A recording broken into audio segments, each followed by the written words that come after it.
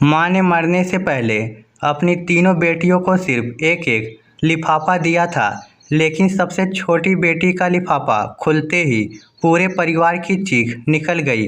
अस्पताल के कमरे में मशीनों की आवाज़ गूंज रही थी। 75 वर्षीय सावित्री देवी की सांसें अब गिनी चुनी रह गई थी। उनके बिस्तर के आसपास उनकी तीनों बेटियां खड़ी थी। बड़ी बेटी नीरा, मझली बेटी कविता और सबसे छोटी बेटी राधा तीनों रो रही थी। लेकिन सावित्री देवी की आंखें बार बार सिर्फ राधा को ढूंढ रही थी। वही राधा जिसे पूरे परिवार ने हमेशा सबसे कमज़ोर समझा था, जिसे लोग कहते थे इससे कुछ नहीं होगा। सावित्री देवी ने कांपते हाथों से 3 लिफाफे निकाले, एक एक करके तीनों बेटियों को दे दिए। फिर धीमी आवाज़ में बोली, मेरे जाने के बाद खोलना। और कुछ देर बाद उनकी आंखें हमेशा के लिए बंद हो गई। 13वीं के बाद पूरा परिवार इकट्ठा हुआ। सबको उत्सुकता थी, आखिर उन लिफाफों में क्या था। सबसे पहले बड़ी बेटी नीरा ने अपना लिफाफा खोला। उसमें सिर्फ एक चिट्ठी थी। बेटी, तूने हमेशा मुझे अच्छे कपड़े दिए। जब भी लोग मेरी तारीफ करते थे तेरी याद आती थी। धन्यवाद। नीरा रो पड़ी। मझली बेटी कविता ने अपना लिफाफा खोला। उसमें भी एक चिट्ठी थी। बेटी, तू हर महीने पैसे भेजती रही, मेरी दवाइयों का खर्च उठाया। धन्यवाद। कविता भी फूट फूट कर रोने लगी। अब सबकी नज़र राधा पर थी। राधा वही बेटी थी जो सबसे गरीब थी। न छोटा घर छोड़ पाई, न बड़ी नौकरी कर पाई। रिश्तेदार अक्सर ताना मारते, माँ के लिए क्या ही किया है इसने। राधा ने कांपते हाथों से अपना लिफाफा खोला। अंदर एक चिट्ठी और एक पुरानी डायरी का पन्ना था। उसने पढ़ना शुरू किया। पहली लाइन पढ़ते ही उसकी आवाज़ कांप गई। मेरी अंतिम इच्छा है कि मेरी असली कहानी सबके सामने पढ़ी जाए। पूरा कमरा शांत हो गया। राधा आगे पढ़ने लगी। जब मुझे पहली बार लकवा हुआ था तब अस्पताल में लगातार 17 रातें मेरे पास कौन जागा था।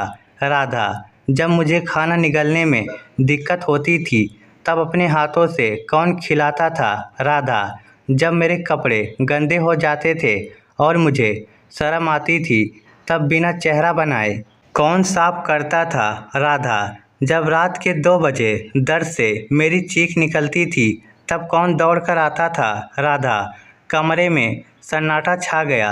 राधा रोते रोते पढ़ती रही। नीरा ने मुझे सुंदर कपड़े दिए, कविता ने मुझे पैसे दिए, मैं उनकी आभारी हूँ। लेकिन मुझे जीने की वजह राधा ने दी। उसने मेरी सेवा नहीं की, उसने मुझे मेरा सम्मान वापस दिया। नीरा और कविता की आंखों से आंसू बहने लगे।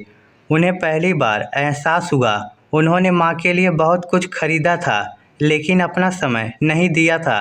राधा ने आखिरी हिस्सा पढ़ा। मेरी सबसे छोटी बेटी, लोग कहते हैं कि तू सफल नहीं हुई, लेकिन जिस दिन मैं मरूंगी उस दिन दुनिया की सबसे अमीर बेटी तू होगी, क्योंकि तेरे पास मेरी दुआएं होगी।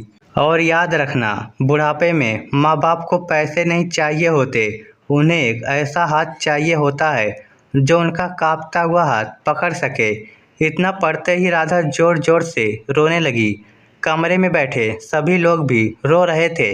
लेकिन तभी लिफाफे से एक और कागज़ गिरा। वह सावित्री देवी की वसीयत नहीं थी, बल्कि उनकी आखिरी लिखी हुई पंक्ति थी। सिर्फ एक लाइन, जिस दिन मैं चल नहीं पाती थी उस दिन राधा मेरे पैर बन जाती थी।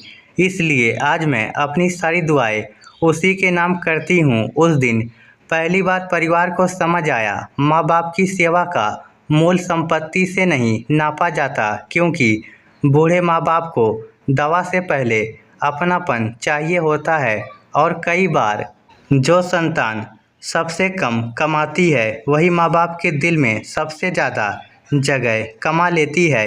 इस स्टोरी को लेकर आपकी क्या राय है, नीचे कमेंट करके हमें ज़रूर बताइएगा। धन्यवाद।